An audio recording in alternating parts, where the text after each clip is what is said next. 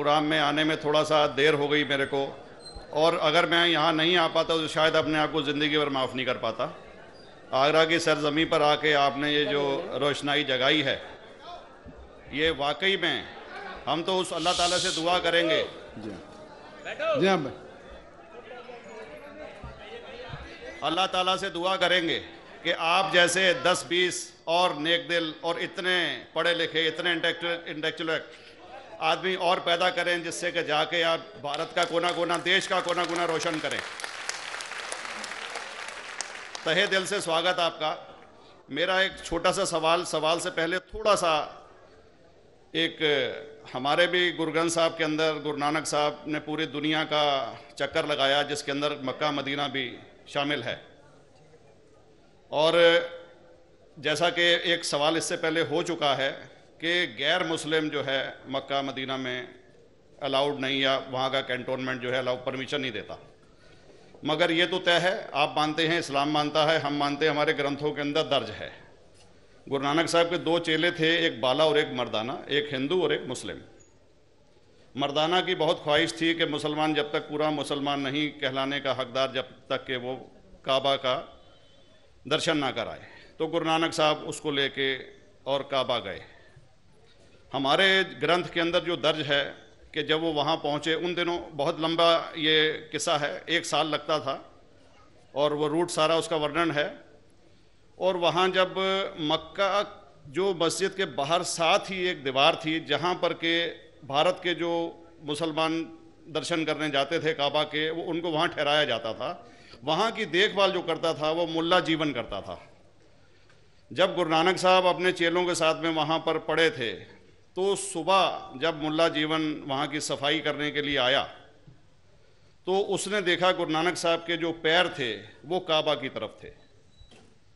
वो गुस्से में चिल्लाया कि ये कौन काफिर है जो कि काबा की तरफ पैर करके पड़ा है, और उसने गुस्से के अंदर आके उनके पैरों को झटका दिया, दूसरी तरफ किया। तो हमारे ग्रंथ के अंदर दर्ज जो किस्सा है उसके अंदर ये है कि काबा भी उस समय हिल गया, जिधर गुरु नानक के पैर जाते थे काबा उधर मुड़ता था।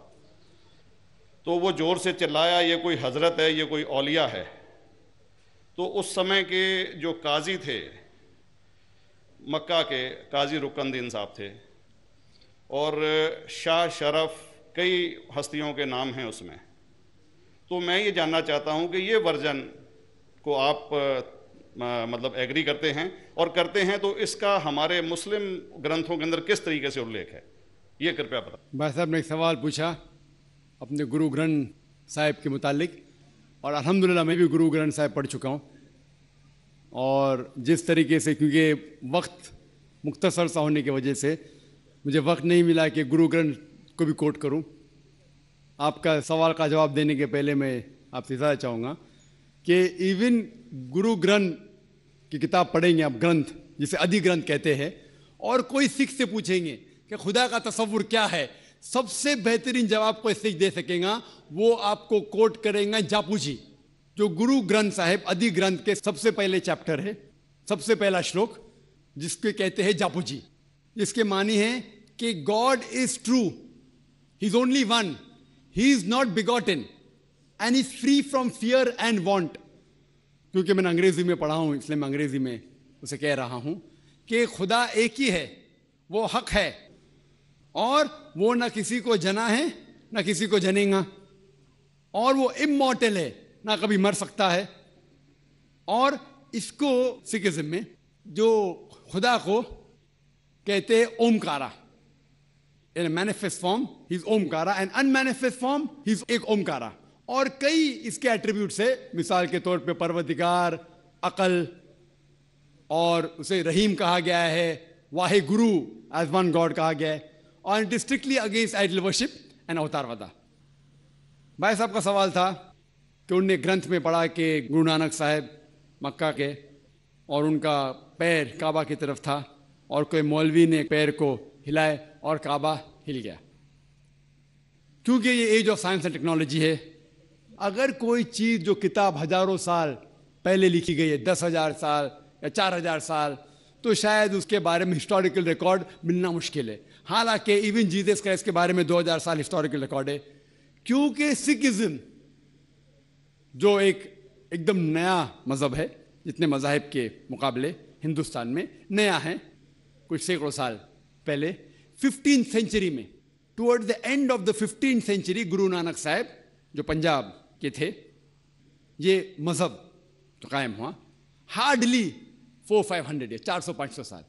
और अगर ये मान लो, सपोज मिसाल के तौर पे मान लो, मैं क्यों कह रहा हूं कि मैं नहीं चाहता हूं किसी को बुरा लगे, मान लो ये सच है, मान लो अगर 400-500 साल पहले अगर ये होता था कि काबा इधर से उधर हिल जाता था, तो हिस्टोरिकल रिकॉर्ड में बिल्कुल लिखा होता था। और कई हिस्टोरिकल रिकॉर्ड में ये नहीं कि काबा हिला इधर उधर, कई हिस्टोरिकल रिकॉर्ड आप देखेंगे। हिस्ट्री इतनी अल्हम्दुलिल्लाह 800-900 साल पहले, 1000 साल पहले जो मुगल ने किए, बिल्कुल लिखा हुआ हिस्टोरिकल रिकॉर्ड में। तो ये कहना कि गुरु नानक साहब वहां गए और काबा हिल गया, ये बिल्कुल साइंस के खिलाफ है, क्योंकि साइंस में कोई भी रिकॉर्ड नहीं है, वहां के देश के रिकॉर्ड में कहीं भी नहीं कि काबा हिला। तो इसलिए हम कहते हैं कि हो सकता है ये गलती से किसने लिखा होगा, न कई किस्से कहानी। ये मैं तस्लीम करता हूं कि गुरु ग्रंथ साहिब में कई चीजें सही है, हक की बात है, लेकिन ये तस्लीम करना कि काबा हिल गया, ये बिल्कुल साइंस के भी खिलाफ है, साइंस के खिलाफ है।